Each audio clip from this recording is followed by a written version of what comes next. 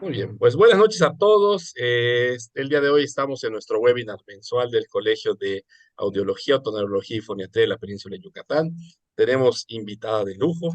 El día de hoy tenemos aquí con nosotros a la doctora Ireri Espinosa Mora, que nos va a hablar de un tema muy interesante, un poquito complejo, un poquito difícil, pero muy, muy interesante y que seguramente esto lo vemos en nuestra práctica diaria.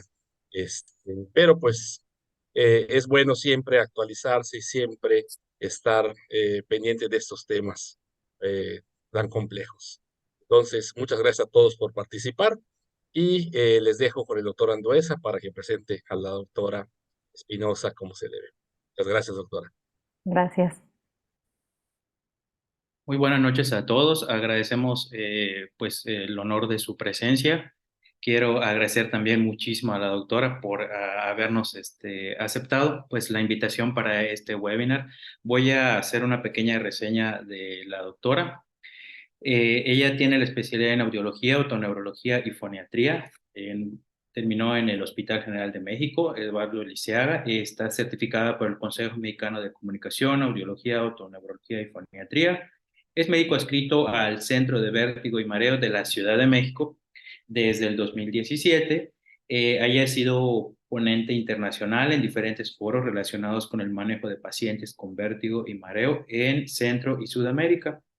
Ha sido también ponente de la primer Master Class de Centroamérica en 2017 y actualmente es profesor adjunto del Hospital Viejo de Guadalajara con los rotantes de otorrino desde el 2017. El tema que nos va a hablar es migraña vestibular y sus desafíos. Adelante, doctora, tiene usted la palabra. Hola, hola. Buenas noches a todos. Muchas gracias por la invitación. Bueno, les voy a compartir primero la pantalla. Permítanme un segundito. Ahí está. Listo. Muy bien. Bueno, me pidieron que habláramos de este tema porque, bueno, seguramente ustedes se darán cuenta que es algo que vemos muy frecuentemente en la consulta, pero ¿por qué decidí ponerle migraña vestibular y sus desafíos? Pues porque realmente llega a ser un problema el llegar a diagnosticar a estos pacientes de manera correcta, ya que desafortunadamente nuestros pacientes no llegan así de libro, a pesar de que pues tenemos bien sabidos los criterios diagnósticos, la sintomatología del paciente, en una de esas la exploración que tenemos que encontrar en ellos e incluso los datos de los estudios que podemos llegar a hacer en este tipo de pacientes. Bueno, pues en algunos momentos algunos pues no cumplen con todo esto y pues es ahí donde dudamos si realmente estamos ante un paciente con migraña o no estamos ante un paciente con migraña vestibular, ¿sí? Sobre todo porque hay que acordarnos que la migraña vestibular, bueno, es el síndrome vestibular agudo, episódico, de minutos a horas de duración, más frecuente en nuestra población. ¿Con cuál otro diagnóstico que cabe dentro de esta clasificación comparten tanto este tiempo como evolución y algunos datos clínicos? Bueno, pues son con cosas como la enfermedad de Meniere, y es ahí en donde pues se le ha empezado a llamar a este tipo de enfermedad pues la gran imitadora, ¿no? Entonces, vamos a ir desglosando poco a poco el tema, vamos a ir platicando de ciertas características específicas, de algunos datos que nos pueden decir que sí puede ser una migraña vestibular o no la es. Y bueno, también algunos otros datos en los que sí nos definitivamente tenemos que estar pensando que no es esa enfermedad y tenemos que buscarle por otro lado, ¿sí? Entonces, pues vamos a empezar. Bien, bueno, la migraña vestibular es un subgrupo de los pacientes que tienen una migraña común, ¿sí? El gran porcentaje de los pacientes que tienen migraña es cerca del 14% de la población va a tener una migraña de las que conocemos como migraña común, con o sin aura. Más o menos es alrededor del veintitantos por ciento de las mujeres, el 6% de los hombres el que pueden tener este tipo de migraña. Es una enfermedad bastante común en nuestra población, pero pues eso no quiere decir que todos los pacientes con migraña van a tener que desarrollar forzosamente una migraña vestibular, ¿sí? Entonces, por eso es que ese subgrupo se divide en solamente el 1% de esta gran población, que es el 14%, y pues son a los que nos vamos a enfocar en esta plática, ¿sí? Bien, bueno, para poder hablar de la migraña vestibular, primero tenemos que acordarnos de cuál es la migraña común, ¿no? Esta es una clasificación de la Sociedad Internacional de Cefaleas, y en las que tenemos pues las dos clasificaciones. Una es la migraña sin aura, o es la migraña común, que es cerca del 75% de los casos, en el que tenemos que tener ataques que duran entre 4 y 72 horas de duración. Fíjense que desde aquí podemos ir distinguiendo a los pacientes que solamente tienen migraña, porque hay algunos pacientes que nos refieren que solamente tienen dolores de cabeza de minutos, es decir, les llegan a durar de 30 minutos, 40 minutos, a veces hasta una hora, pero aquí tenemos una pequeña dificultad, porque por lo general nuestra población se automedica, entonces casi siempre se toman algún analgésico de cualquier tipo y pues no podemos saber la evolución o el tiempo de duración de ese tipo de cefaleas, ¿no? Tienen que tener al menos de dos de las siguientes características, que es una, que sea pulsátil. Realmente los pacientes dicen que sienten o el latido como cardíaco en su cabeza, que sienten punzadas en su cabeza. Tiene que ser de una intensidad moderada severa. Aquí la intensidad a veces es un poquito difícil de referir por los pacientes, ¿no?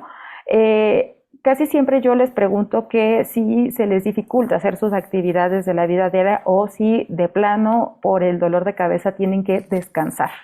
Cuando nos dicen que sí, bueno, pues entonces quiere decir que es una intensidad moderada severa, y es por eso que los pacientes van y se acuestan, porque otra de las características es que empeoran con el movimiento de la cabeza. La otra característica es que el dolor tiene que ser unilateral, y que también tiene que tener al menos una de las siguientes síntomas asociados, que puede ser náusea, vómito, y puede ser fotofobia o fonofobia, ¿ok?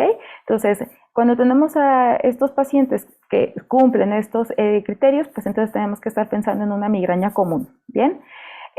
¿Por qué estamos hablando de esto? Bueno, pues porque hay pacientes que pueden coexistir con una migraña común y que además en algún momento de su vida puedan desarrollar migraña vestibular. Entonces, más adelantito vamos a hablar de los criterios diagnósticos específicos de la migraña vestibular, pero uno de ellos, y que es importante, es que el paciente tenga historia actual o pasada o reciente de migrañas comunes. Bien. La segunda son las migrañas con aura, que son el 25% de los casos, no son tan comunes afortunadamente, y al menos tienen que tener alguna de estas características agregadas a las condiciones que ya habíamos visto en la diapositiva anterior. Y una es que tengan uno o más síntomas de aura cortical o de tronco, es decir, que tengan fosfenos, por ejemplo. Hay pacientes que nos dicen que de repente empiezan a ver lucecitas de colores que les abarcan mucho el campo visual, incluso que les llegan a disminuir su campo visual. Hay otros pacientes que tienen alteraciones en el habla, y muchos otros síntomas corticales. Casi siempre las migrañas con aura pues pueden ser de este tipo, o también pueden algunos pacientes comentar que tienen, que perciben algunos olores, ¿bien? Aunque no estén presentes esos olores. La otra es desarrollo gradual del síntoma de aura por más de 4 minutos, y que pueden ser sucesivos a que empiece el aura. Que el aura dure entre 4 minutos y 60 minutos antes de que se desencadene el episodio de dolor de cabeza intenso, pero también puede haber ese dolor de cabeza inmediatamente posterior al inicio de los síntomas del aura, durante o después de los síntomas con aura. Entonces, pues sabiendo todo esto, pues ya podemos hacer una buena clasificación de nuestros pacientes y podemos hacer este interrogatorio con ellos para poder irnos dando una idea si realmente tienen una migraña y poder clasificarla. ¿Bien? Bueno, ahora, a ver, déjenme quitar esto de acá, permítanme un momento. Ay, no. Bueno, ¿qué es lo que sabemos de la migraña vestibular en cuanto a la fisiopatología? Pues sabemos que es de herencia dominante, pero que sí tiene penetrancia incompleta, sobre todo en hombres. Esto porque es importante saberlo, esto no es un dato menor, ¿sí? Sabemos que principalmente la incidencia es más frecuente en mujeres que en hombres, en una relación de 5:1, y casi siempre, como vemos aquí en la tabla, en la tablita que tenemos, las franjas azules son mujeres, las franjas en rojas son hombres, y casi siempre se presentan mujeres entre los 30 y los 60 años, ¿bien? ¿Por qué digo que no es un dato que tenemos que, más bien que tenemos que contemplar que es de herencia con penetrancia incompleta?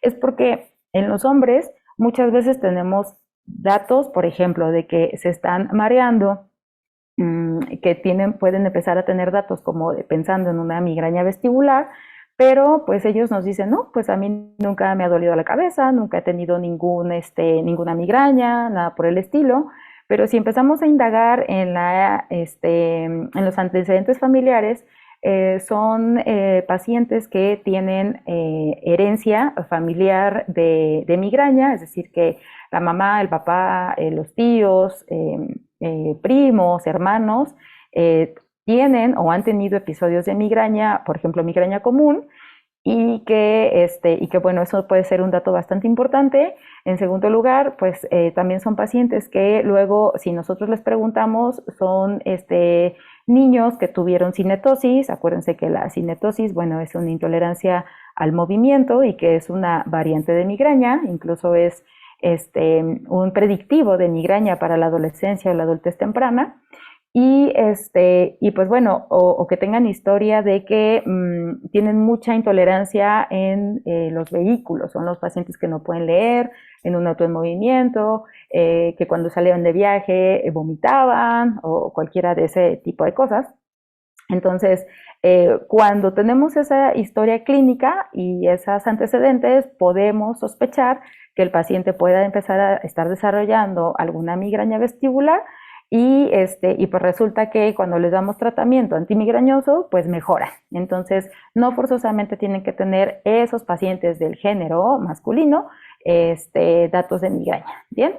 Otra teoría es que tenemos defectos mitocondriales. Otra es que tenemos desórdenes del metabolismo del magnesio, y es por eso que también en los pequeñitos que tienen cinetosis, o en los adolescentes que empiezan a desarrollar dolores de cabeza, pues muchas veces mejoran cuando les damos tratamiento con magnesio. Y bueno, y la otra es que tenemos alteraciones en los principales canales iónicos, y bueno, eso es lo que sabemos hasta ahorita en cuanto a la fisiopatología de la migraña vestibular. Bien. Bueno, entonces ahora sí, ¿por qué la migraña se asocia con vértigo? Bueno, pues aquí tenemos también varias hipótesis. Una de las principales es que tenemos vías nociceptivas craneales y vestibulares que se activan al mismo tiempo.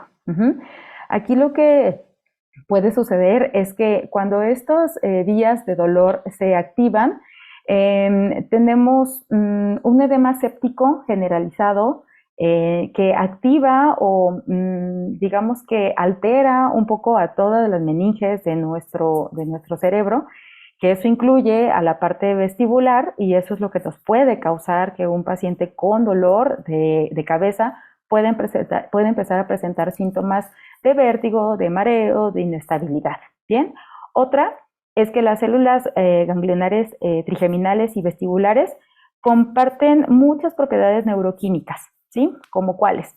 Una de las alteraciones neuroquímicas que comparten es un desequilibrio en la serotonina y otros, por ejemplo, en la calcitonina, ¿bien? Es por eso que también uno de los tratamientos que tenemos para tratar a algunos de los pacientes y que responden bastante bien, pues son algunos antidepresivos como inhibidores de la recaptura de serotonina. Entonces, eso es lo que explica que actúen y que tengan respuesta favorable con ese tipo de tratamientos. ¿Okay? La otra es que pues tenemos aferencias vestibulares y nociceptivas que convergen en el tronco cerebral. Sabemos que pues la vía auditiva y la vía vestibular, el nervio auditivo y todos los núcleos y todas las vías ascendentes y descendentes pues cruzan en el tronco cerebral y cuando se activan esas vías aferentes y esas vías eferentes, bueno, pues entonces eso podría explicar que el paciente empiece a tener este tipo de sintomatología vestibular. Ahora, también hay que tener en cuenta que algunas aferencias nociceptivas, sobre todo de desencadenar dolores de cabeza, tienen que ver con el nervio trigémino o con los ganglios trigeminales, que también nos dan lo del síndrome del tensor del tímpano. Entonces, eso también puede explicar que algunos pacientes con dolores de cabeza o con efectivamente migraña vestibular pudieran tener síntomas como el tinnitus, como la sensación de vacío en el oído, como sensación de ensordecimiento. Y pues bueno, esas son las hipótesis que tenemos hasta el momento del por qué se puede relacionar una migraña con los episodios de vértigo. Bien, bueno, entonces aquí es donde empezamos con las complicaciones, ya que bien sabemos que la migraña vestibular es definitivamente una vestibulopatía de origen central, ¿sí?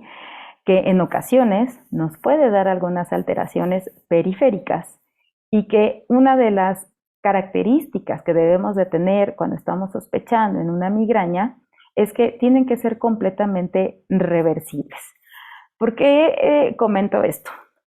Porque resulta que muchas veces cuando estamos teniendo al paciente que estamos sospechando de este tipo de patología, al hacer, por ejemplo, una exploración física ya instrumentada con algunos lentes de videofrencel, nos podemos encontrar bastantes signos que son de origen neurológico, como cuáles, como algunos nistagmos espontáneos, algunos nistagmos posicionales centrales, y entonces es ahí cuando debemos de decidir qué es lo que tenemos que hacer. Podemos estar pensando que el paciente, podemos estar, ir como haciendo check en los criterios diagnósticos o en la sintomatología del paciente, e ir pensando en que todo está bien y pensando que sí, que todo indica que es una migraña vestibular, y al levantarnos a hacer la exploración física de este paciente nos encontramos algún síntoma neurológico asociado, bueno, pues definitivamente ahí lo tenemos que catalogar como un paciente central, ¿sí? Entonces, esos pacientes que encontramos alguna característica de cualquier tipo que nos indique que eso pueda ser central, definitivamente tenemos que mandar a hacer estudio de imagen, de resonancia magnética de preferencia, con contraste, porque si nos arriesgamos a seguir pensando en que a lo mejor ese movimiento involuntario de los ojos que estamos observando es porque sabemos que también la migraña vestibular nos puede dar alteraciones de tipo periféricas que se nos pueden confundir con algunos movimientos oculares, y nos arriesgamos a tratarlo, darle diagnóstico y darle tratamiento específico para una migraña, bueno, pues entonces podemos estar queriendo tratar algunas cosas centrales como alguna enfermedad lateral amiotrófica, alguna esclerosis múltiple, algún tumor, y algunas otras cosas como malformaciones congénitas, etcétera, etcétera. Entonces, esto es lo que quiero que se lleven con esta diapositiva, que siempre hay que recordar que cuando estamos ante un paciente que nos sospecha de migraña vestibular, tenemos que tener siempre presente que es una vestibulopatía de origen central, ¿ok? Hasta no descartar lo contrario. Bueno, hasta ahorita no sé si tenga alguien alguna pregunta, alguna duda. Únicamente comentaron ahí, doctora, que es importante el antecedente de cinetosis. Sí, así es. Usted nos decía en los niños, ¿no? Así es, el antecedente de cinetosis es bien, bien importante en todos los pacientes que estamos interrogando y que estamos sospechando de migraña, porque como les decía al principio, la cinetosis es un predictor de migraña. De hecho, cuando de repente vemos a chiquitos en la consulta con una variante de este tipo de cosas, que es un vértigo paroxístico de la infancia, o que vemos pacientes solamente con cinetosis, ahí nuestra responsabilidad es comentarle a los familiares, o sea, a los papás del pequeñín, que en algún momento su niño puede desarrollar o ya sea una migraña común o en algún momento de la vida puede empezar a marearse también. Entonces sí, el antecedente de cinetosis es bien importante en estos pacientes. Doctora, y yo quería hacerle una pregunta igual. Sí. Por ejemplo, ¿tiene que tener el paciente en ese momento la migraña o el dolor de cabeza para que encontremos o sea, a la exploración o sea, ¿tiene que tener el paciente el dolor para que encontremos los datos en la exploración o no necesariamente? Ojo. No, no necesariamente. De hecho, una de las cosas importantes que se tienen que llevar a casa también con esta charla es que el paciente puede tener historia pasada de migrañas comunes, pero que cuando se empiezan a marear puede ser que no tengan ni siquiera dolor de cabeza. Ajá. Aunque tiene la palabra migraña, acuérdense que pues eso es por los subtipos que tenemos actualmente de migrañas en el mundo. Pero bueno, prácticamente muchos pacientes llegan sin ni un solo dolor de cabeza, más bien llegan con una sintomatología como por ejemplo de cabeza embotada, como una sensación de que la cabeza les pesa, como cuando uno está, bueno, ustedes que saben lo que es el calorón y que saben que es el solazo, cuando uno se expone mucho tiempo a ese calor, ya saben, cuando entramos a un lugar cerrado, sentimos la cabeza como inflada, como pesada, como hay pacientes que dicen, yo siento que como si mi cabeza fuera un balde de agua y siento como que pesa un poco, pero muchas veces ni siquiera describen una cefalea como tal. Entonces, eso es importante. No forzosamente tiene que tener migraña en ese momento para poder sospechar de una migraña vestibular. Gracias, doctora. Bien, ¿alguna otra pregunta?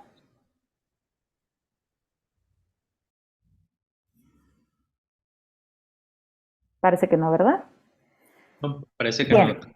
bueno, entonces, dicho todo esto, pues ahora sí nos vamos a ir con los criterios diagnósticos de migraña vestibular que están estipulados por la Sociedad Barani. Esto fue aceptado por ahí en el 2013, 2012, 2013. El primer grupo que trató de que se aceptara una clasificación de migraña vestibular fue un grupo alemán que fue por ahí en el año 2008, pero pues desafortunadamente no se aceptaron los criterios que ellos estaban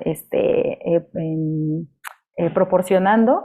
Y bueno, fue hasta este año 2012 fue que por fin la Sociedad Barani ya se pusieron de acuerdo este, con la Sociedad Internacional de Cefaleas y pues bueno, llegaron a estos criterios diagnósticos, que bueno, si se fijan, pues es una enfermedad o son criterios que son relativamente nuevos, ¿sí? No tenemos mucho con estos criterios bien establecidos. Y pues bueno, vamos a hablar de estos punto por punto.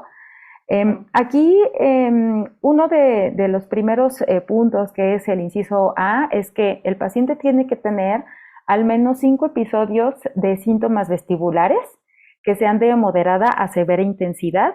Hablando de síntomas vestibulares, tenemos desde que pueden tener episodios de vértigo, episodios de mareo o episodios de inestabilidad, que al menos duren 5 minutos y que puedan llegar a durar hasta 72 horas. Entonces, desde aquí ya estamos entrando en una complicación y en una controversia. ¿Por qué? Pues porque 3 días es un montón de tiempo, ¿sí? 3 días es muchísimo tiempo, 5 minutos es muy poquito tiempo, ¿no? Entonces, tenemos un rango de tiempo bastante amplio y pues si estamos hablando que, como hablábamos al principio, que si el siguiente síndrome vestibular agudo episódico es la enfermedad de Meniere, y la enfermedad de Meniere, pues nos puede durar entre 20 minutos y 12 horas. Entonces, aquí lo que sucede es que si entonces tenemos un paciente que nos dice, bueno, mis episodios de mareo duran 5 minutitos, bueno, pues eso nos daría chance a sospechar de que, bueno, pues tal vez sí es una migraña vestibular, ¿no? Pero si de repente el paciente nos dice, oiga, doctora, es que mis episodios de vértigo me duran 5 horas, híjole, es muy difícil que veamos a un paciente en la crisis. Entonces, eso nos empieza como ahí a mover algunas situaciones en las que decimos, ok, si tiene episodio de vértigo de entre más o menos que les duró 4 horas, bueno, pues entonces tenemos que empezar a pensar cuáles de las dos puede ser, si una migraña vestibular o una enfermedad de Meniere, ¿no? En segundo lugar, era lo que les decía, que tenían que tener historia previa o actual de migraña con o sin aura, acorde a la clasificación internacional de desórdenes de cefaleas, que fue lo que ya vimos en las primeras diapositivas. La otra es que tenga en al menos el 50% de los episodios vestibulares tengan dolor de cabeza de algunas de estas características, que sean de un solo lado, que sean pulsátil, que sea de moderada a severa y que se agraven con la actividad física, que es más o menos parecido a lo que vimos hace ratito en las otras diapositivas, ¿no? Pero pues aquí es donde viene la otra situación, o sea, solamente en el 50% de los casos tendrían que tener este tipo de síntomas agregados. Eso quiere decir que hay otro 50% que puede ser que solamente tenga crisis de vértigo, de mareo y de inestabilidad. Entonces, pues bueno, ahí también podemos entrar en complicaciones, ¿no? La otra es que puedan tener fotofobia, fonofobia o auras visuales. Y bueno, finalmente, en el criterio número D, es que pues no tenga ninguna asociación con ninguna otra enfermedad o patología. Bien, entonces, aquí lo importante de los criterios diagnósticos, porque, bueno, hay que tomar en cuenta que los criterios diagnósticos se hicieron para que todos estuviéramos hablando el mismo idioma, ¿no? Entonces, muchas veces los criterios diagnósticos va a ser muy difícil que un paciente nos llegue tal cual, con estas 3 incisos. Y entonces no quiere decir que un paciente que nos diga que sus episodios de vértigo le duran 3 minutos o le duren más de 72 horas, no pueda ser un paciente que tiene migraña, ¿sí? O que tengan alguna de estos síntomas agregados. Las clasificaciones básicamente también están hechas para poder hacer publicaciones, ¿bien?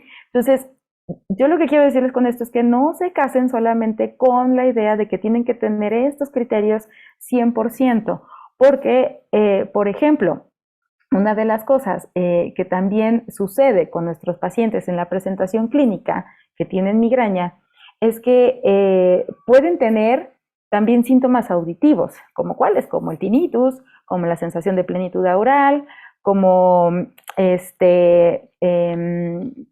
como que tienen síntomas que van y vienen, es decir, pueden estar en un periodo muy largo de tiempo, no solamente 72 horas, sino que incluso pueden ser ya semanas, pueden ser meses. He tenido pacientes con migraña vestibular que tienen 3, 4 meses, 6 meses, 1 año con los episodios de mareo constante, y que entre ese periodo de tiempo tienen alteraciones que son fluctuantes, es decir, hay pacientes que se sienten muy bien, que hay 3, 4 días en los que se sienten perfectamente bien y que dicen, ya la libré, esto ya se me quitó, y que por alguna circunstancia, como factores agregados como el desvelo, como pues algunos alimentos, como el estrés, pueden ocasionar que de nuevo vuelvan a tener recaída y otra vez se sientan fatales. Entonces, son pacientes que te cuentan, doctora, el mareo es constante, ese sí está todo el día, todos los días, a todas horas.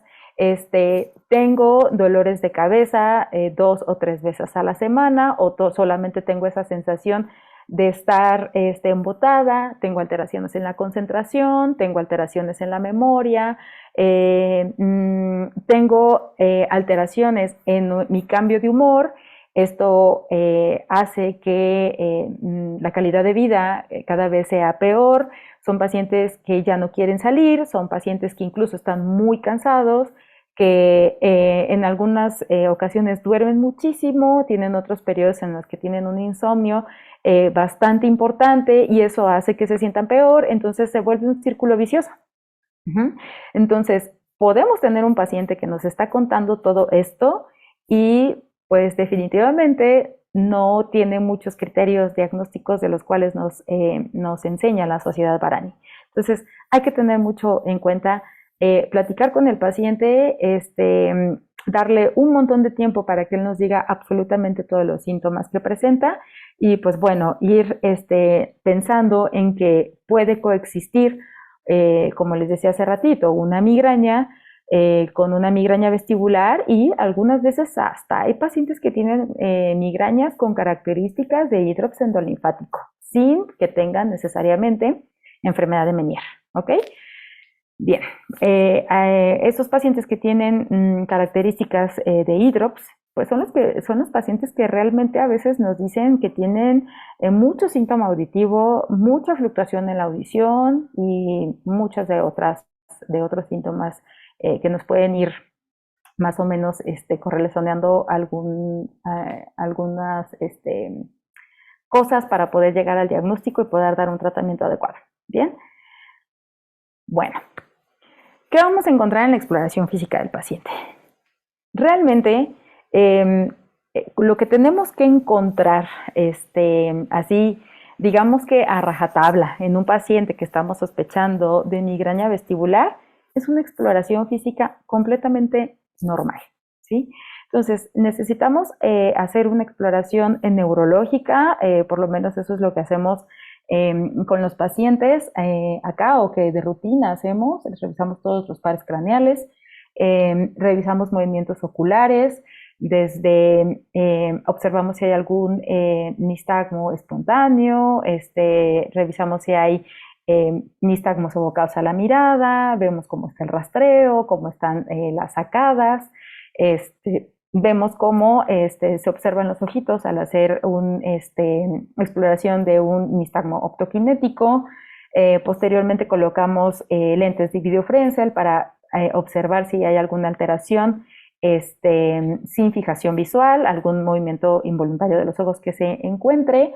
Después hacemos, siempre hay que hacer maniobras posicionales en este paciente sin que estemos sospechando de que tengan una alteración otolítica, como un vértigo postural paroxístico benigno, sino que acuérdense que platicamos que estos pacientes son de origen central. Las migrañas vestibulares, acuérdense, son de origen central. Entonces, muchas veces al hacer alguna maniobra posicional podemos encontrar algún movimiento involuntario de los ojos que nos obligue a investigar alguna otra situación y mandar a hacer algún estudio de resonancia magnética. Bien.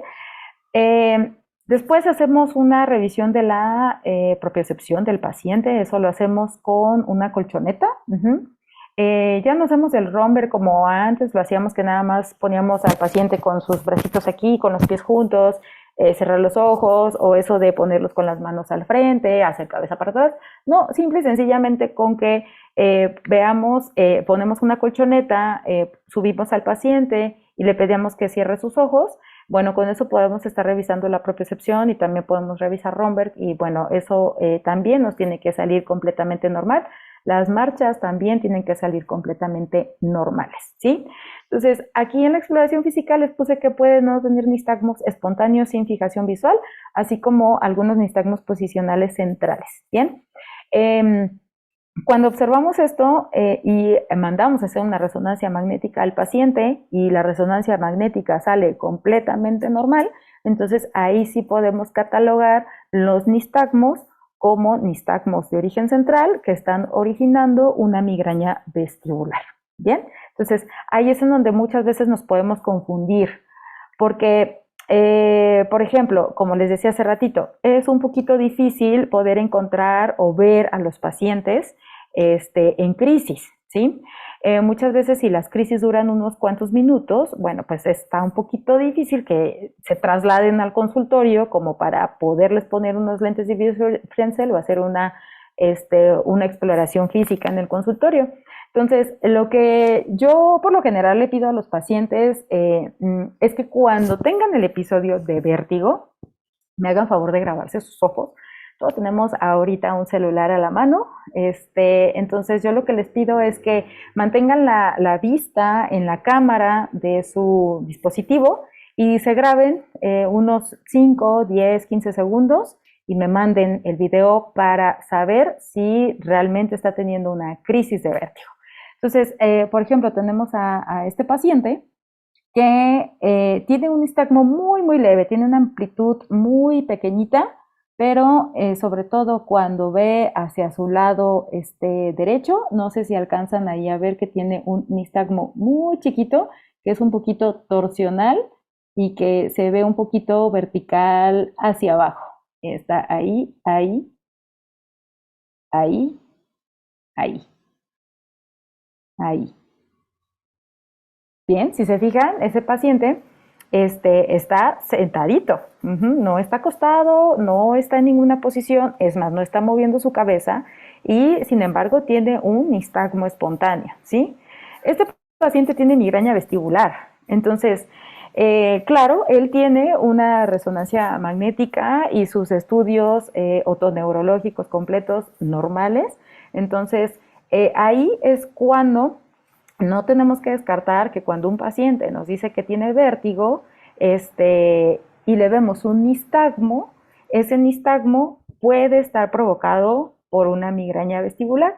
Este paciente, después de tratamiento y de todo, y de medidas generales preventivas y de medidas higiénico-dietéticas, pues está en bastante control y ya no ha tenido ningún episodio de mareo, no tiene dolores de cabeza y por supuesto que ya no ha tenido esos episodios de vértigo ni tampoco esos movimientos involuntarios de los ojos. Entonces, esta es una de las cosas que tenemos que tomar en cuenta con los pacientes. Los pacientes con migraña vestibular también nos pueden hacer este tipo de nistagmos sin fijación visual y nos lo puede hacer de cualquier tipo. Bien. Acá, por ejemplo, en el siguiente video, este es un video en un consultorio de un paciente, y disculpen ahí que me muevo un poquito, pero como no tengo una grabadora, pues los grabo con mi celular, me muevo a veces un poquito, pero por ejemplo aquí tenemos también un paciente que toda la exploración la exploración neurológica estaba completamente normal. En el momento en que le coloco los lentes de videofrencel, pues nos encontramos este nistagmo espontáneo que, pues si se fijan, es completamente horizontal hacia el lado izquierdo. No cambia de dirección. Al frente. No es un nistagmo abocado a la mirada, sigue teniendo la misma dirección. En el momento que ve a la derecha, a la izquierda, arriba, abajo, ahí yo prendo un foquito de los lentes de videofrencel, que eso es para poder hacer que el paciente tenga fijación visual. Y acuérdense que los pacientes que tienen alteraciones, que es un nistagmo de tipo periférico, con la fijación visual, ese nistagmo debe de inhibir. ¿Bien? Este paciente, si se dan cuenta, en el momento en que yo pongo la fijación visual, que es la lucecita, ese nistagmo no inhibe, sigue estando horizontal, sigue estando de misma amplitud y la misma velocidad. Entonces, ese nistagmo con el paciente sentadito nos dice que puede ser un nistagmo de origen central. ¿Bien? por supuesto que, como estamos platicando de migraña, este paciente, desde el principio de la consulta y del interrogatorio y de todo lo que estuvimos platicando, se estaba sospechando de una migraña vestibular, ¿bien? En el momento en que colocamos los lentes y en el momento en que encontramos, como les dije en un principio, cualquier signo que sea que nos pueda decir que es origen central, hay que hacer resonancia magnética. Bien, ¿qué otra cosa nos puede confundir? Bueno, pues que también tenemos pacientes con nistagmos posicionales centrales. Este paciente, toda su exploración iba bastante bien, todo iba completamente normal, sin ningún movimiento ocular involuntario, pero en el momento en que lo acostamos, ¿sí? Con su cabeza a 45 grados hacia el lado izquierdo, pues entonces vemos ese nistagmo que tiene pues varios componentes. Tiene un componente ahí como vertical hacia arriba, tiene un componente de repente medio torsional, pero también oblicuo. Entonces, y que no fatiga. O sea, si se fijan, ya lleva, bueno, ahí en el segundero de la pantallita, ya lleva alrededor de unos 15, 30 segundos que no fatiga, y de verdad que ahí lo dejé casi 2, 3 minutos y ese nistagmo nunca fatigó. Entonces, ahí hay que poner mucha atención porque luego hemos tenido pacientes que él en particular lo estaban tratando y le habían hecho un montón de maniobras de reposicionamiento, la maniobra de Epley, pensando en que esto era un vértigo postural paroxístico benigno del canal posterior del lado izquierdo. Y pues por supuesto, un nistagmo posicional que no revierte a maniobras, bueno, pues también hay que pensar en que es una alteración de tipo central, ¿bien? Al final de cuentas, este paciente ya traía resonancia magnética, ya tenía estudios hechos, y pues bueno, definitivamente también su diagnóstico, al final de cuentas, fue migraña vestibular, ¿bien? Hasta aquí no sé si tenga alguien alguna pregunta.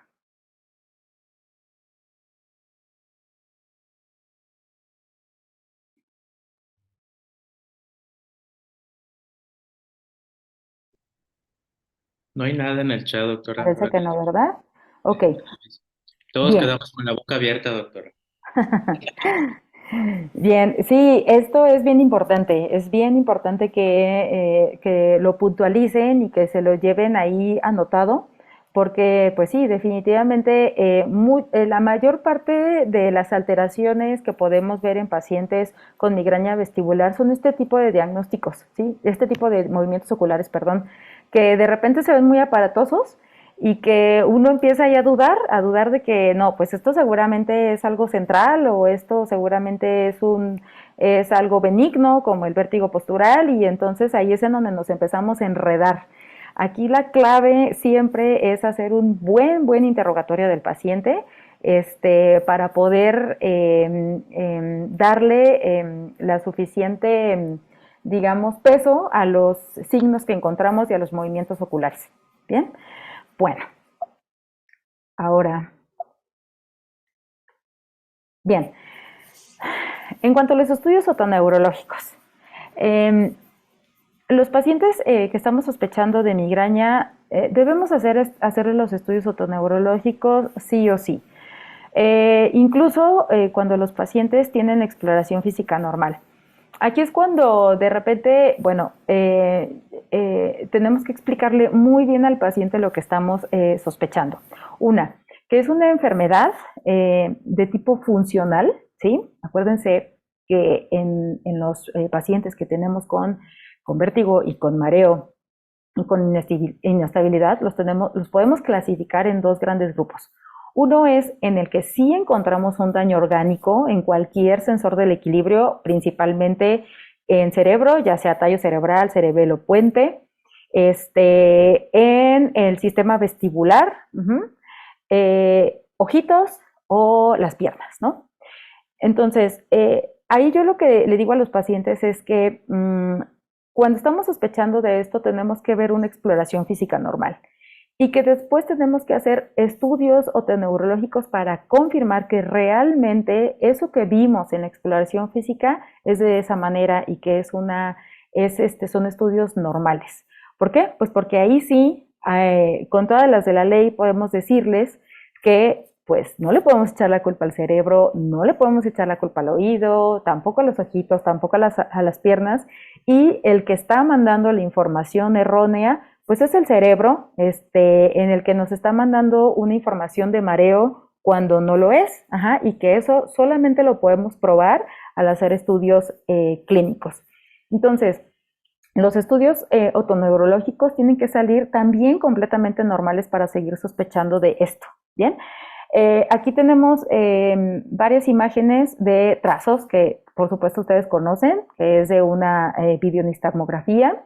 Acá no les puse el nistagmo espontáneo con y sin fijación visual, pero sabemos que pues, tenemos que ver líneas rectas, no tenemos que ver ningún diente de sierra, que eso nos diga que es un nistagmo espontáneo. En la fase de las miradas, mirada al centro, a la derecha, a la izquierda, arriba y abajo, tienen que salir completamente normales. Para los que no estén tan familiarizados con este equipo que es el de Interacoustics, bueno, la línea amarilla que se ve en donde dice mirada, ese es el estímulo visual que se proyecta en la pantalla, y lo que se ve azul o de color rojo es lo que se hace con los ojitos. Entonces, aquí lo que tenemos que ver es que haya líneas rectas, que no haya ningún diente de sierra que nos diga que es un nistagmo en esa posición de la mirada. Acuérdense que hay diferentes núcleos que nos mantienen la posición de la mirada arriba, abajo, y derecha, izquierda, ahí en el tallo cerebral. Entonces, si vemos algún nistagmo en alguna posición de la mirada, bueno, pues entonces que no lo hayamos visto en la exploración física con los videofrencel y que lo encontremos aquí, de igual manera tenemos que pensar en una alteración central de otra índole y tenemos que mandar esos estudios de imagen. Después, el rastreo tiene que tener, tiene que estar un sinusoide, tiene que estar simétrico, no tiene que haber ningún rastreo sacádico, que es lo que podemos ver en el gráfico inferior, en donde se ve un sinusoide. Tenemos que tener la misma amplitud hacia el lado derecho, hacia el lado izquierdo, y bueno, más o menos la misma velocidad. Entonces, ese es un estudio de rastreo completamente normal. Después tenemos que ver las sacadas. En las sacadas medimos la velocidad con que se mueven los ojos, la precisión con que llega el láser y la latencia, que eso tiene que ver mucho con el cerebelo y algunas partes del tallo. Y bueno, esa gráfica, pues sí, está perfecta, está muy bonita, los ojitos se mueven a una buena velocidad, llegan al punto donde tiene que llegar y lo hacen a la velocidad adecuada. Entonces, esas sacadas están perfectamente bien. Y por último, el nistagmo optoquinético, que es lo que vemos ahí abajito, en la diapositiva de abajo. Ahí sí tenemos que ver dientes de sierra, porque el nistagmo optoquinético es una combinación de rastreo, sacada y fijación. Rastreo, sacada, fijación. Entonces es cuando hacemos este tipo de movimiento. Ahí por supuesto que tenemos que ver estos dientes de sierra. Aquí al revés, si viéramos una línea recta, aguas, porque entonces ahí sí tendríamos alguna alteración central, casi siempre en cerebelo. Entonces, pues bueno, esto es en cuanto a los estudios de videonistagmografía. Acuérdense, la videonistagmografía nos sirve para evaluar tallo cerebral, cerebelo y puente. Bien, prácticamente, básicamente es lo que nos ayuda. Entonces, a veces ahí lo que sucede es que algunos médicos les dicen que con la videonistagmografía es suficiente para poder saber que algo está normal, y pues bueno, no es cierto. Acuérdense, siempre tenemos que revisar el vestíbulo. El vestíbulo lo podemos revisar con este estudio que se llama Video Head Impulse Test, que creo que es ya bastante conocido por todos. Aquí lo que medimos es la velocidad con que se mueve el ojo en relación con la velocidad de la cabeza. Esto tiene que estar completamente sincrónico, ¿sí? Por eso es que tenemos una ganancia. Esa ganancia tiene que ser de 1, quiere decir que se mueve la cabeza a la misma velocidad de distancia, los ojitos a la misma velocidad de distancia que la cabeza, pero en sentido contrario. Eso lo que nos ayuda es a medir el reflejo vestíbulo ocular, que por ende nos ayuda a medir cómo funciona cada uno de los canales semicirculares. Los de arriba son los canales anteriores, los del centro son los canales laterales y los de abajo son los canales posteriores, que a su vez nos dan una buena idea de cómo está funcionando el trayecto del nervio vestibular en la conexión con el tronco. ¿Bien? Entonces, cuando encontramos este tipo de gráficas, sabemos que la función vestibular está completamente normal. La ganancia en los canales anteriores tiene que ser arriba de 0.70 para decir que eso está normal. En este paciente, por ejemplo, tenemos 0.96 y 1.09. En los canales laterales, 95 y 102. Y en los posteriores, 99 y 89. Entonces, eso quiere decir que está funcionando completamente normal y además no vemos sacadas correctivas, que las sacadas correctivas en algunos pacientes se ven como esas rayitas rojas que se alcanzan a ver en las gráficas de los canales posteriores, pero son mucho más constantes, mucho más amplias, mucho más desorganizadas. Entonces, cuando vemos ahí alguna alteración, bueno, pues entonces no estamos hablando de una patología central, sino de una patología completamente periférica, con algunas excepciones también. Pero bueno, básicamente eso es lo que tenemos que encontrar en el Video Head Impulse Test. Bien. Si no tenemos Video Head Impulse Test y lo que tenemos son pruebas calóricas, bueno, las pruebas calóricas, acuérdense que nos sirven para medir otra cosa. Este estudio del VHIT es para medir frecuencias, aceleraciones muy, muy grandes, y las pruebas calóricas nos ayudan a medir frecuencias un poquito bajas, ¿bien? Pero bueno, si solamente tenemos pruebas calóricas, bueno, tienen que salir completamente simétricas para poder seguir pensando que este paciente tiene migraña vestibular. En donde sí podemos tener algunas variaciones y bastante importantes es a veces en las audiometrías, ¿bien? Acuérdense que les dije que cuando tenemos este fenómeno del edema séptico, podemos tener pacientes que pueden estar presentando hidrops endolinfático sin tener enfermedad de Meniere, ¿ok?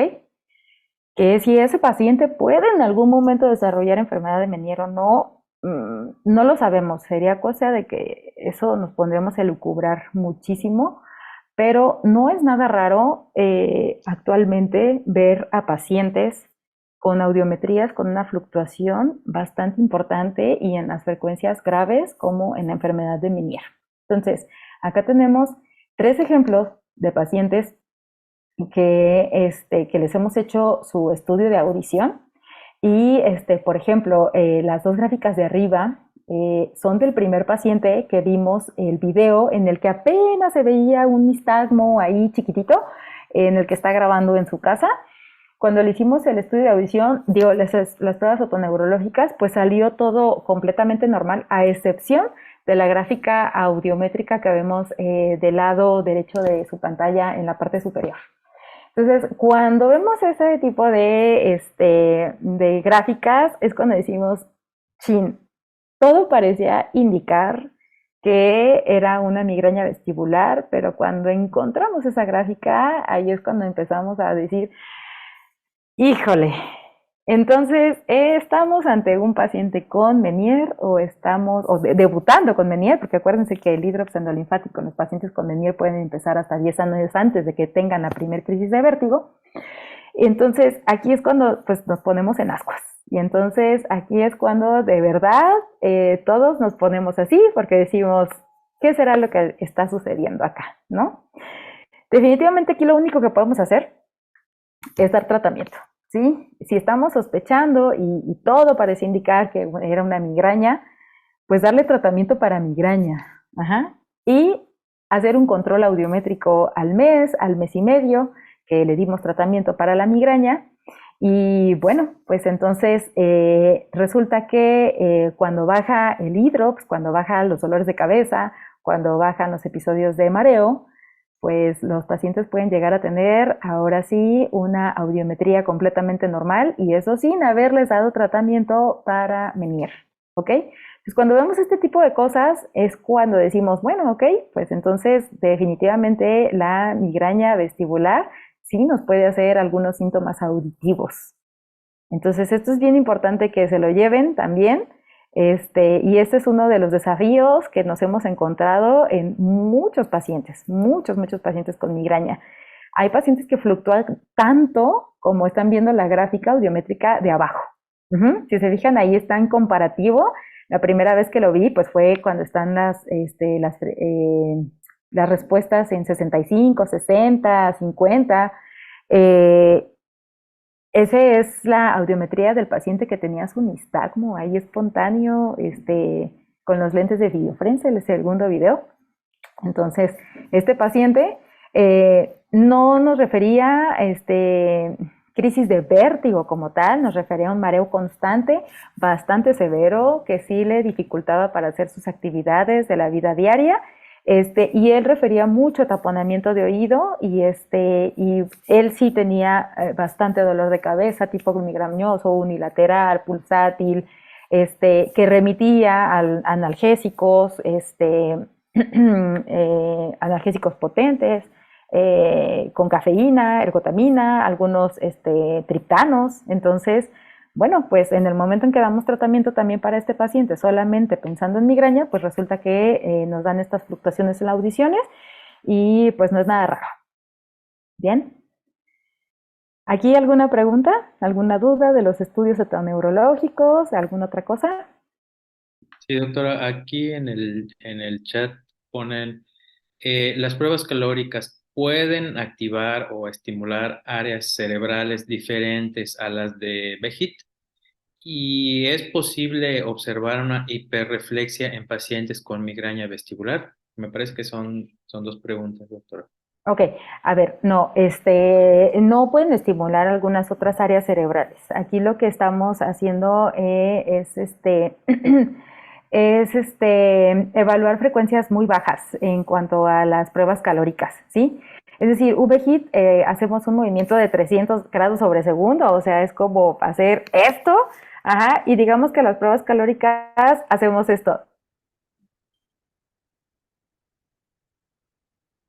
Así, ¿o sí? O sea, son pruebas de muy baja frecuencia, ¿sí? No estamos, ahí lo que estamos estimulando, pues, es el movimiento de la perilinfa al tratar de calentarla y al tratar de enfriarla. Aquí acuérdense que tenemos un montón de factores, que no son, bueno, que son, operador dependiente.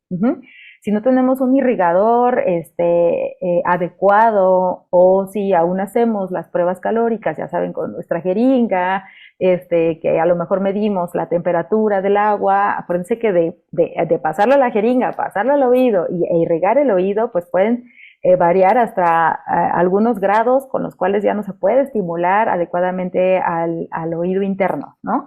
Y eso a veces nos dan ahí algunos falsos positivos, en el que podemos ver que el paciente tenga una hipofunción vestibular, cuando en realidad a lo mejor lo que pasó fue que se enfrió el agua o cualquier otra cosa, o chocamos con la pared, o bueno, cualquier cosa puede suceder en las pruebas calóricas. Pero en realidad lo que evalúan las pruebas calóricas es simetría, nada más. Si un oído responde igual que el otro, y pues simple y sencillamente los comparamos entre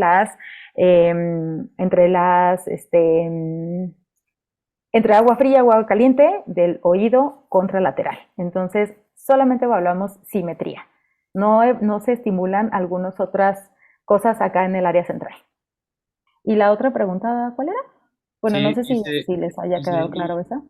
dice, ¿y es posible observar una hiperreflexia en pacientes con migraña vestibular? No, por lo general no.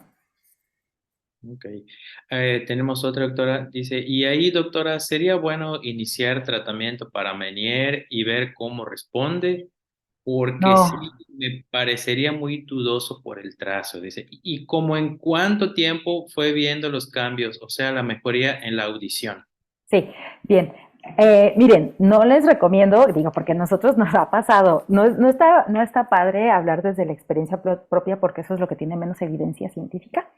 Pero lo que nos ha sucedido es que a veces cuando hemos visto este tipo de trazos, sobre todo cuando todavía no estábamos, cuando todavía no teníamos sospecha de que las migrañas podrían causar hidrops, híjole, cuando veíamos este tipo de trazos, les dábamos medicamento para las dos cosas y nos metíamos en problemas. ¿Por qué creen que nos metíamos en problemas? Simple y sencillamente porque no sabíamos cuál había hecho qué.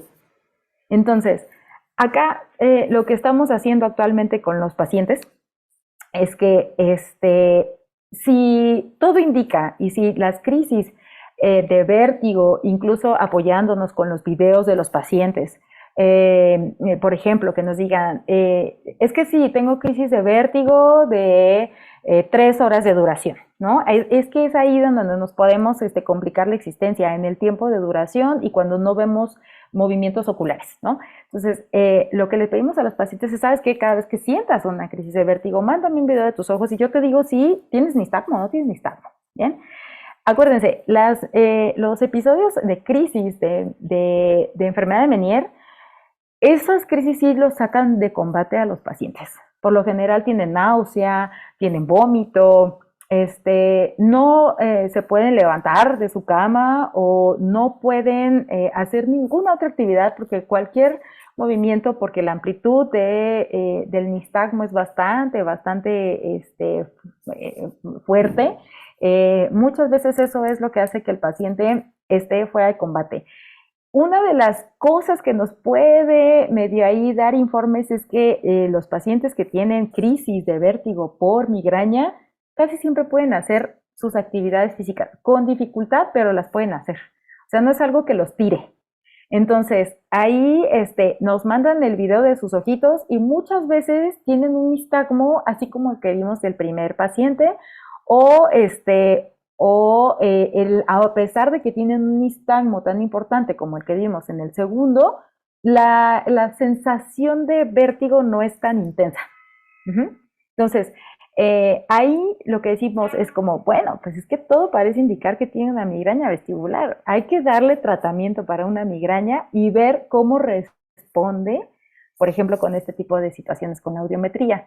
Casi siempre responden al mes y medio de tratamiento, que es cuando volvemos a hacer otra audiometría.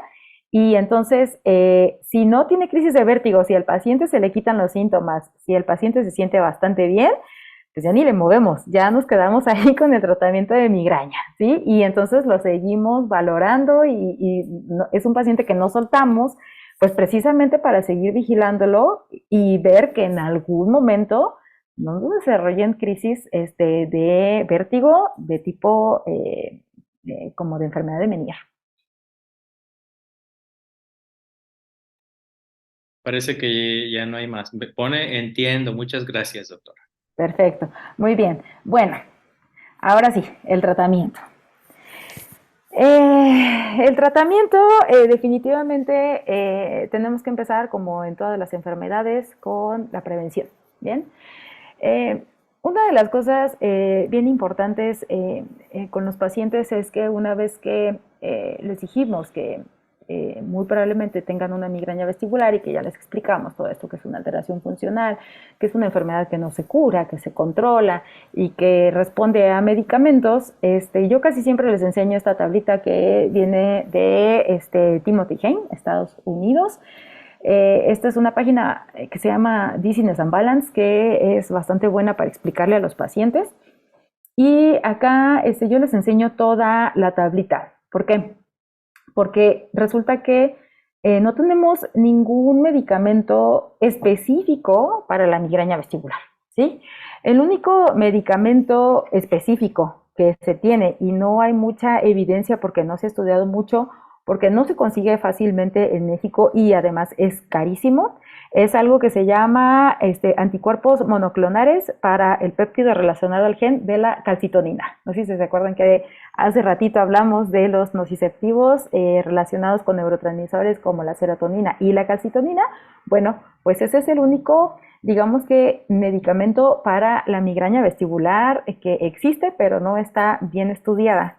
Entonces, Muchos de los medicamentos que usamos para la migraña vestibular pues, son prestados. O sea, es decir, son medicamentos que se usan para otra cosa, pero que tienen efecto para los pacientes con migraña. Y pues bueno, esto es lo que les tenemos que explicar también muy bien a los pacientes, ¿sí? Lo primero que tenemos que hacer es prevenir, y eso es con una dieta antimigraña. Casi siempre lo que les pedimos a los pacientes es que eliminen la cafeína, el chocolate, los quesos añejos, el vino tinto, el glutamato monosódico, que es uno de los precursores de migraña. El glutamato monosódico pues es ahí un conservante artificial que viene muchísimo en los enlatados. Y pues bueno, eso es la primera línea de tratamiento, pero pues hay que ser muy sinceros con los pacientes y decirles que sinceramente solamente con hacer dieta antimigraña y cambiar a lo mejor el estilo de sueño, de que duerman un poco más temprano, de que descansen, de que bajen también su nivel de estrés, pues eso a veces no es suficiente. Entonces, definitivamente la dieta antimigraña hay que dársela a los pacientes. Hay que pedirles que mientras estamos en tratamiento médico traten de eliminar la mayoría de los alimentos que son precursores de migraña y que después, poco a poquito, vamos a irlos agregando uno por uno para poder identificar cuál a ellos les puede desencadenar los dolores de cabeza o el mareo. La segunda línea, o sea, es decir, la línea de tratamiento es que si falla la dieta antimigraña, entonces tenemos que tratar con antidepresivos. La primera línea de tratamiento para los pacientes con migraña vestibular son antidepresivos que son inhibidores selectivos de la recaptura de serotonina, como por ejemplo la venlafaxina a una dosis bastante chiquita, que es de 37.5 miligramos al día.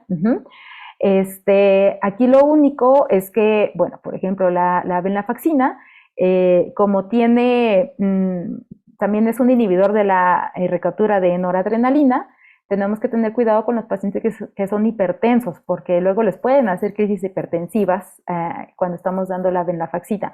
Pero la verdad es que tienen muy buena respuesta al tratamiento.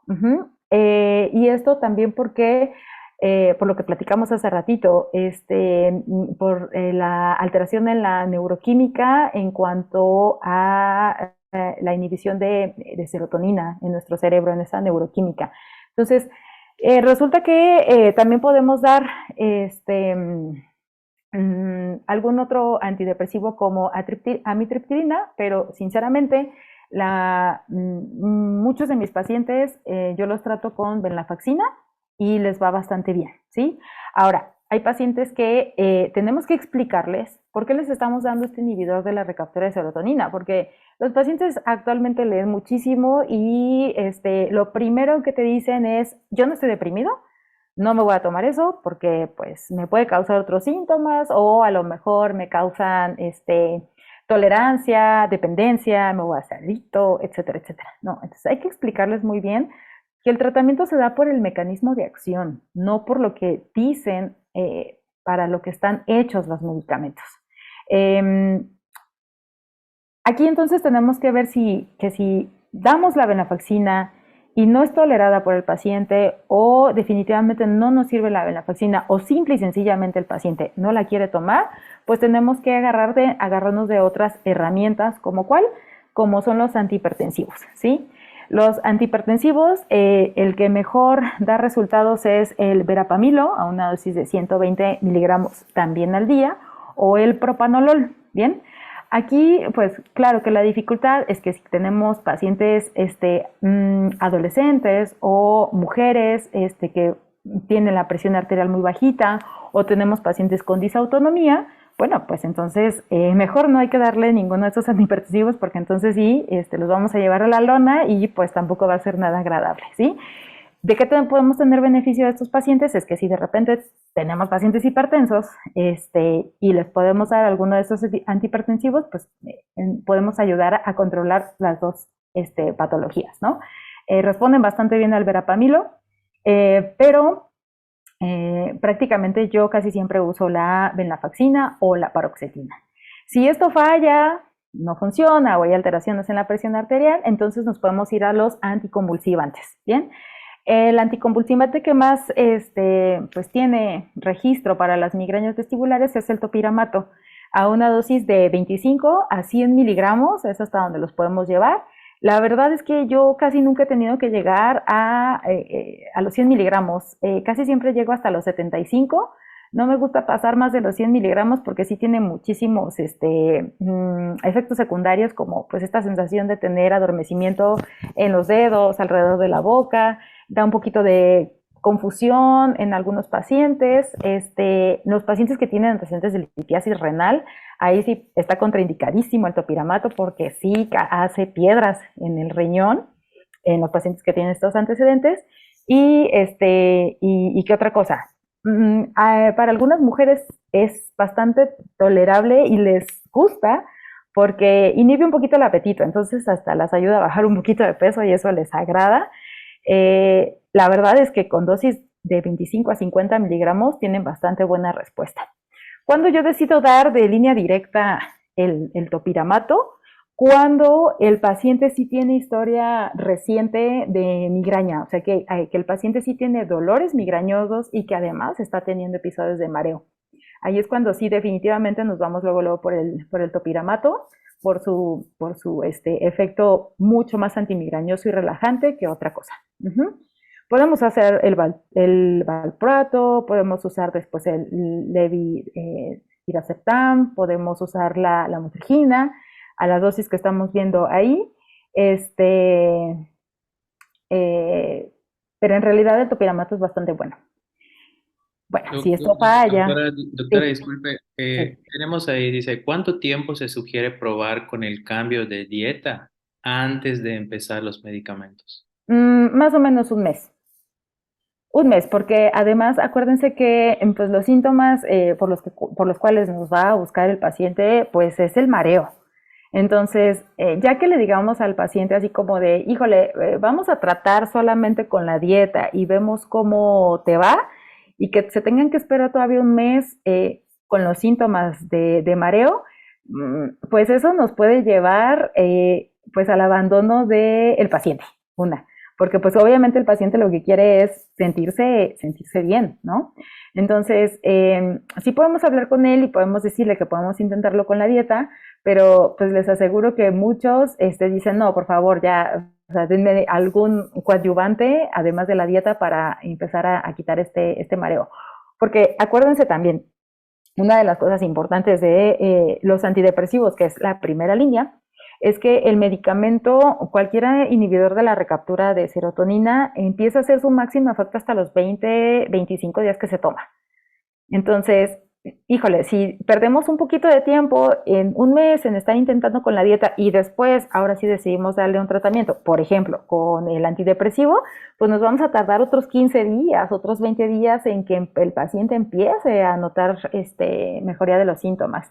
Son pacientes que realmente ya están un poquito desesperados porque es muy difícil, es muy raro ver a pacientes que te lleguen, que te digan, ¿sabes qué? He tenido estos episodios de 2 semanas para acá o de 5 días para acá. Sinceramente, los pacientes con migraña vestibular que llegan a la consulta es porque ya tienen este mareo desde hace mucho más tiempo. Entonces, si nosotros todavía retrasamos más el tratamiento, pues seguramente vamos a hacer un doctor más de su lista. Preguntan, doctora, también, ¿y le puedo agregar en ese periodo un antivertiginoso? O sea, supongo que mientras están con la dieta, sí le puedo dar o sea, para ayudar, para que no perdamos al paciente, como usted acaba de decir. Claro, sí, podemos dar cualquier sintomático como el difenidol, el Dramamine, el ondansetron, incluso aquí ahorita, digo, ya que estamos terminando la parte del cuadro del tratamiento, si se fijan, en ningún lado viene la parte de dar sinaricina y flunaricina. Ajá, la sinaricina y la flunaricina, bueno, pues son antagonistas de los canales de calcio y pues bueno, sí nos pueden ayudar con estos pacientes, pero definitivamente no es el tratamiento de elección y ahí sí entramos en una complicación porque lamentablemente en las instituciones públicas, en IMSS, en ISSSTE, bueno, en Secretaría de Salud ni siquiera, pero en IMSS, en ISSSTE, lamentablemente lo único que tenemos a la mano es la sinaricina y a veces la flunaricina. Entonces, esos medicamentos sí se pueden dar también a corto plazo. Por ejemplo, en vez de dar difenidol, en vez de dar dramamine, podemos iniciar el tratamiento, por ejemplo, con flunaricina y con sinaricina. Pero aquí acuérdense que esos medicamentos hay que tener un poquito de consideración si es que los pacientes tienen más de 60 años, porque si lo damos a largo plazo, nos pueden desarrollar algo que se llama síndrome parkinsoniano. Y entonces ese síndrome parkinsoniano después es mucho más difícil de quitar que si usáramos otro tipo de medicamentos.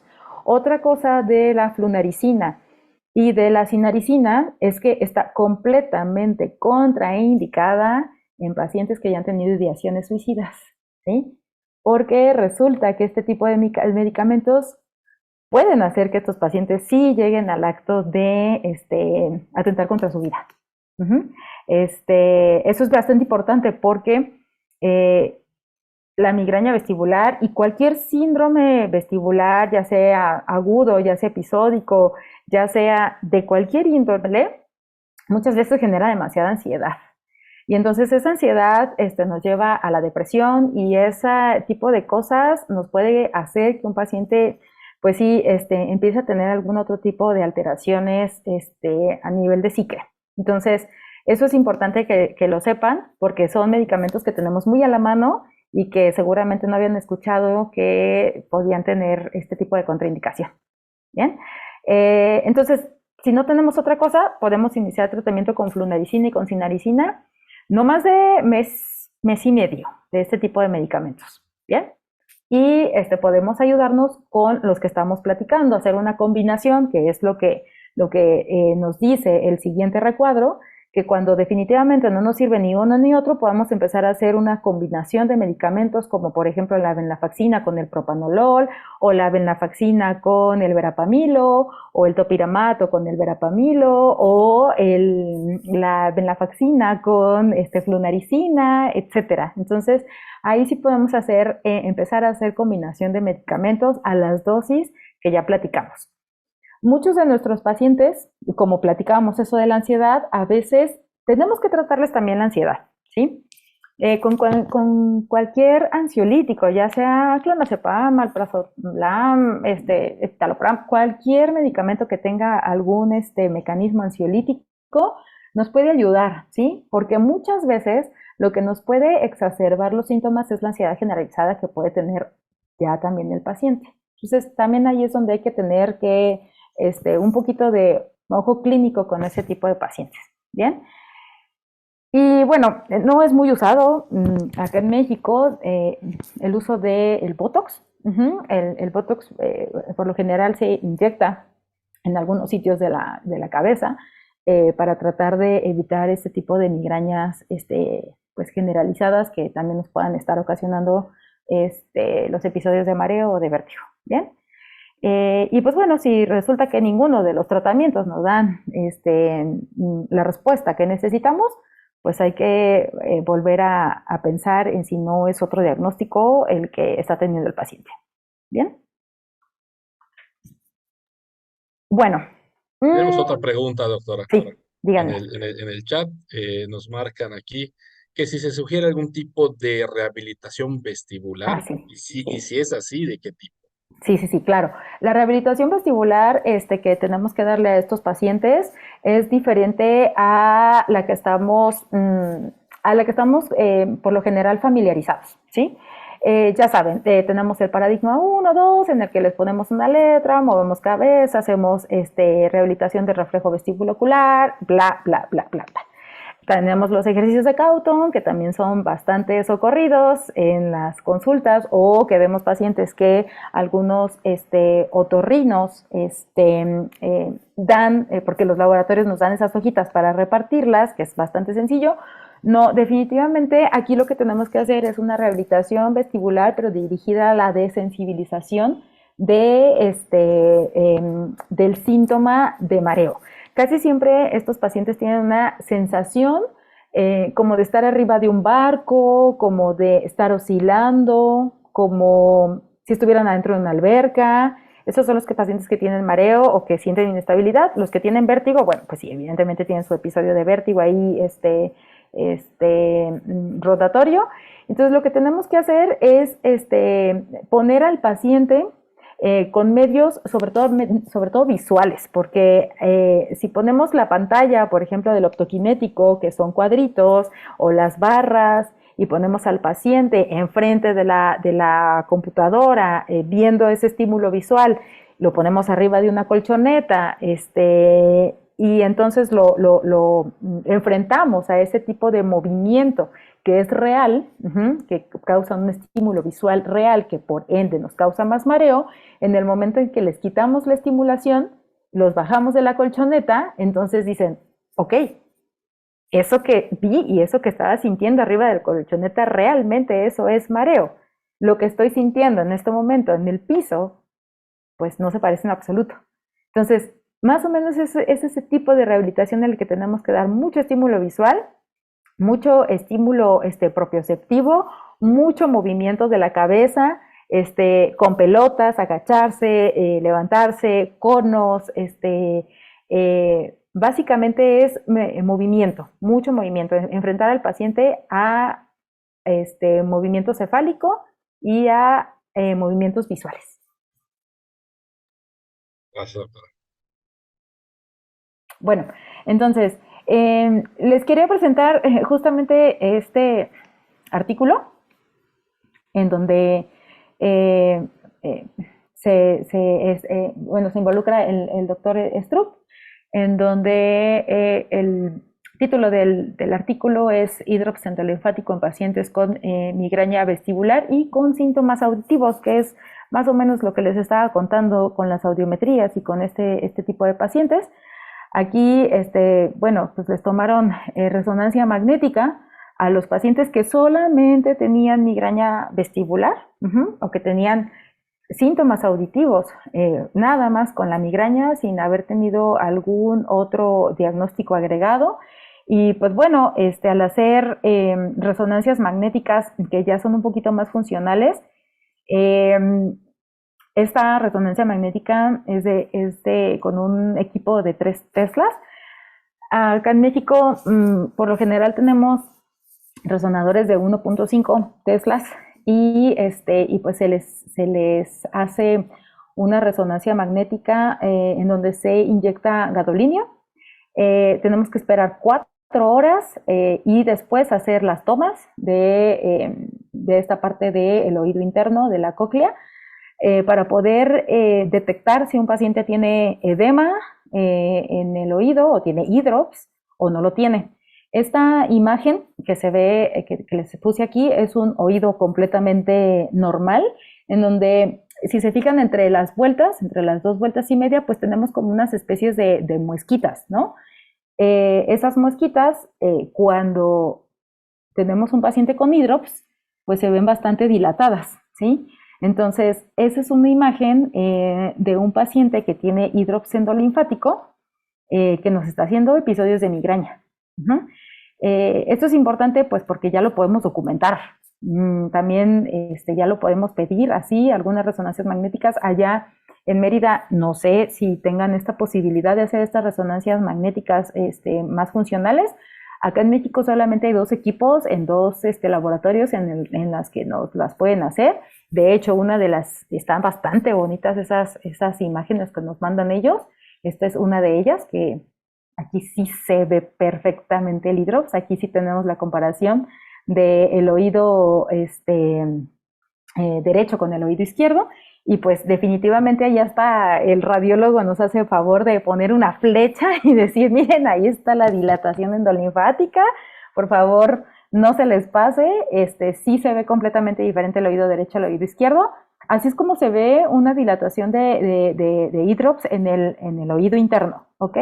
Entonces, pues claro que si tenemos un paciente con este nivel de hidrops, aunque no estemos hablando de enfermedad de Meniere, como lo que habíamos platicado hace ratito, por supuesto que es lo que nos justifica las fluctuaciones auditivas del paciente, ¿sí? Y el tinnitus, y la sensación de ensordecimiento y la sensación de plenitud aural. Entonces, esto de verdad ya no es nada raro ver pacientes con este tipo de hidrops, ¿bien? Entonces, básicamente para eso era enseñarles este tipo de imágenes, porque definitivamente ya está escrito, ya hay literatura que nos comenta que esto puede suceder y además ya tenemos pacientes realmente documentados con este tipo de patología. Bien, esto es lo que yo les adelantaba hace un ratito. Este artículo definitivamente se adelantó a lo que nosotros veníamos haciendo de manera pues muy empírica, como lo que les decía yo, que en base a nuestra experiencia estábamos tratando pacientes con migraña, pensando en que tuvieran enfermedad de Meniere. O sea, estos dicen la evaluación de la calidad de vida en los pacientes con enfermedad de Meniere, pero tratados como si fueran migraña. Ellos tuvieron una muestra muy chiquita de 27 pacientes en donde les hicieron una encuesta, de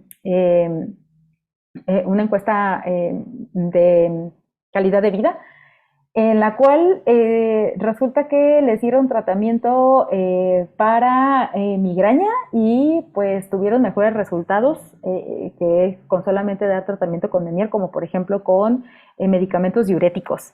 Entonces, esto, bueno, pues falta que se siga como investigando un poquito más, pero aquí más bien va al revés. Aquí hay que pensar en los pacientes que sí tienen enfermedad de Meniere y que los estamos tratando como enfermedad de Meniere, pero que de repente los estamos teniendo con dosis tope y que tanto de betaistina como de diuréticos, como de medicamentos como la betametasona, la dexametasona, intratimpánica o intramuscular, como quiera que sea, y vemos que no frenan las crisis y que son pacientes que de repente ya estamos a punto de mandar a una ablación vestibular con gentamicina y pues, híjole, a veces como estas dos enfermedades ya vimos que sí pueden coexistir, enfermedad de Meniere y migraña vestibular, por todo este tema de las fluctuaciones auditivas y del hidrox, a veces como último recurso, así como de, a ver, vamos a ver qué le puede pasar al paciente y le damos tratamiento, como por ejemplo con topiramato, y hemos visto pacientes que se les frenan las crisis. Entonces, híjole, es ahí en donde tenemos que tener como último recurso poder pensar que un paciente con Meniere también puede estar cursando con un padecimiento de migraña vestibular. Entonces, supongamos que se le da topiramato un mes y medio y el paciente siga sin crisis, bueno, ya, mándalo a la ablación vestibular y pues bueno, no pasa nada, ¿no? Pero sí hay que darles un último chance, porque ya vimos que estas dos enfermedades se pueden confundir bastante. Entonces, esto hablándolo como pensando en una migraña vestibular, que les damos medicamentos antimigrañosos, anticonvulsivantes, antidepresivos, pero también pensándolo en las enfermedades de Meniere, que muy probablemente también pueden responder a antimigrañosos. Bien. Bueno, nada más. Bueno, esto era lo que les decía de algunos pacientes que tenemos que también valorar, que muchos tienen muchísima ansiedad agregada. Esto solamente se los pongo aquí para que lo tomen en cuenta, en el que también tenemos que tratarles la ansiedad o tratar de bajar esa ansiedad, porque si no, tampoco vamos a tener mejoría en los pacientes que tienen migraña vestibular asociada a ansiedad generalizada. Bien, y pues bueno, pues nada más, ¿cuáles son las recomendaciones que yo les doy? Una comunicación médico-paciente bien específica, tratar de llegar lo más que se pueda a tener muchos datos en la historia clínica del paciente, muchos síntomas asociados, que el paciente nos cuente absolutamente toda la historia de principio a fin, con todos los síntomas relacionados, con todos sus antecedentes familiares, y que cuando lleguemos a poderles sugerir el diagnóstico de migraña vestibular, les expliquemos perfectamente bien que es eso, que es una enfermedad que no se cura, que se controla bastante bien con tratamiento médico, que en algunos casos se tiene que hacer cambio de medicamentos entre algunas fases, y que pues que si supiéramos cuál es el que le va a funcionar de primera mano, pues ese se lo dábamos, pero que tendríamos que hacer pruebas y errores en cuanto a su respuesta al tratamiento, sobre todo para que el paciente pues no se siga desesperando y no caiga en esta pues sensación de que no sabemos qué es lo que está teniendo el paciente, ¿no? Hay que tener siempre en cuenta el impacto en la calidad de vida, ¿sí? El hecho de que le quitemos a un paciente el mareo no quiere decir que su calidad de vida sea buena, ¿sí? Entonces, si no ponemos atención en este rubro, por ejemplo, como con lo que les decía, que tienen muchos síntomas asociados, porque son pacientes que son hiperreactivos, es decir, son muy sensibles. A veces son pacientes que te dicen, ok, ya no estoy mareado, pero no me siento al 100%, no he regresado a hacer mis actividades de la vida diaria, ya no voy al gimnasio, no sé, ya incluso tengo miedo de comer algunos alimentos porque me vaya a regresar el mareo, etcétera. Bueno, pues de ahí no hemos terminado con el paciente, ahí tenemos que tratar otras cosas y por supuesto que lo podemos hacer.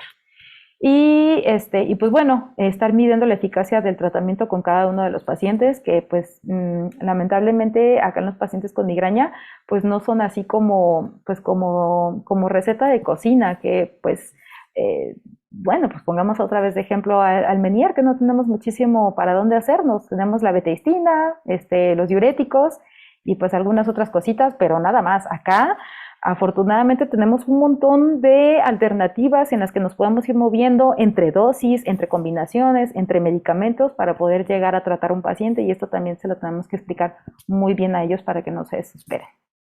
Entonces, pues bueno, eso es todo de mi parte.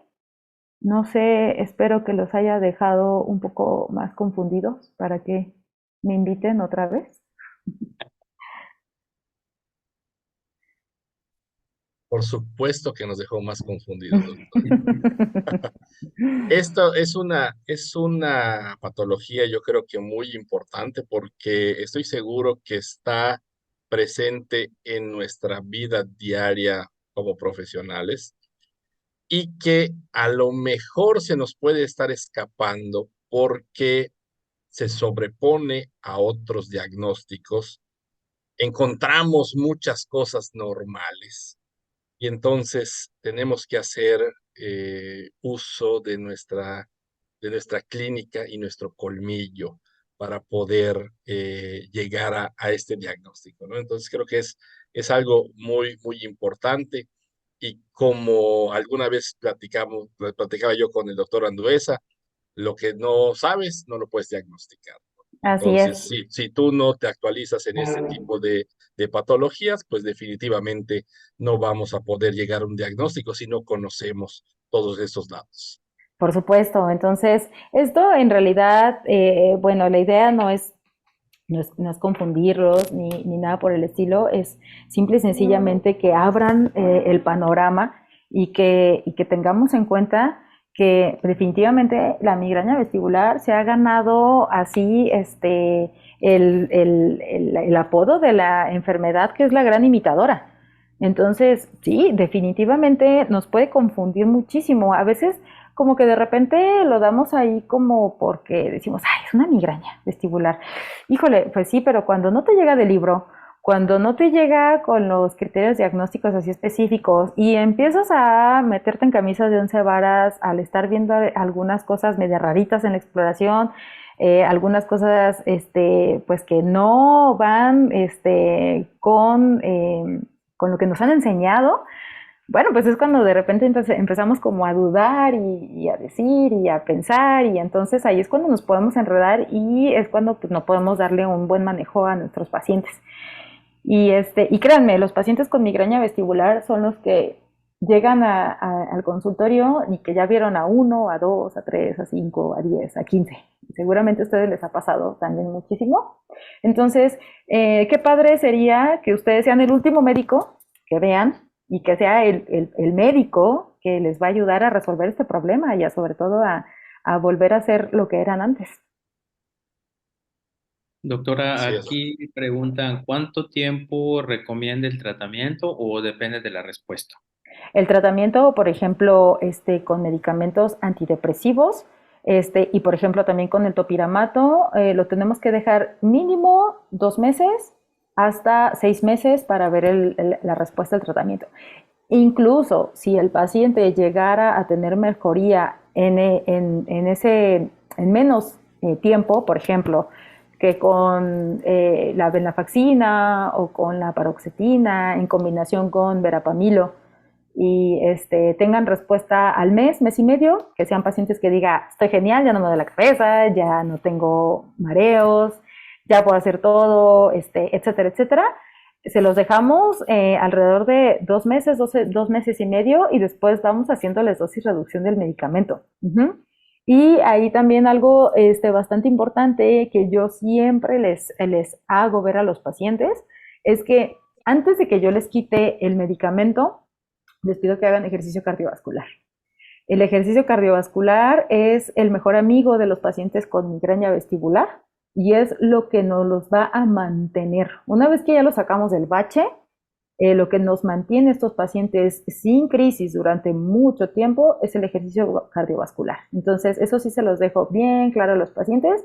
Si tú quieres que te quite el medicamento, necesito que hagas un mes de ejercicio. 30 minutos, al menos 3 veces a la semana, en donde la frecuencia cardíaca suba de acuerdo a esa edad. En ese momento es cuando les quito el medicamento. Pero sí, también es dosis respuesta. ¿Y el apoyo con el magnesio, doctora? Sí, por supuesto. ¿Cómo lo maneja? 500 miligramos en pacientes adultos, en magnesio, una cápsula al día durante 3 meses. En niños, la dosis del magnesio es de 250 miligramos diarios. Solamente con la dieta y el magnesio ha visto resultados, sin necesidad de llegar a...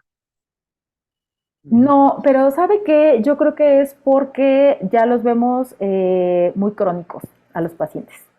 Yo pienso que si fuéramos los médicos de primer contacto y que viéramos al paciente cuando está empezando con la sintomatología, muy probablemente la dieta y el uso de magnesio y algunos otros coadyuvantes, como la higiene del sueño y ponerlos a hacer ejercicio cardiovascular y a lo mejor con algunos medicamentos como los que comentamos hace ratito, antivertiginosos o incluso con la misma flunaricina, yo creo que sí pudieran tener respuesta, pero lamentablemente los pacientes que vemos ya son pacientes que tienen este mareo ya de manera crónica.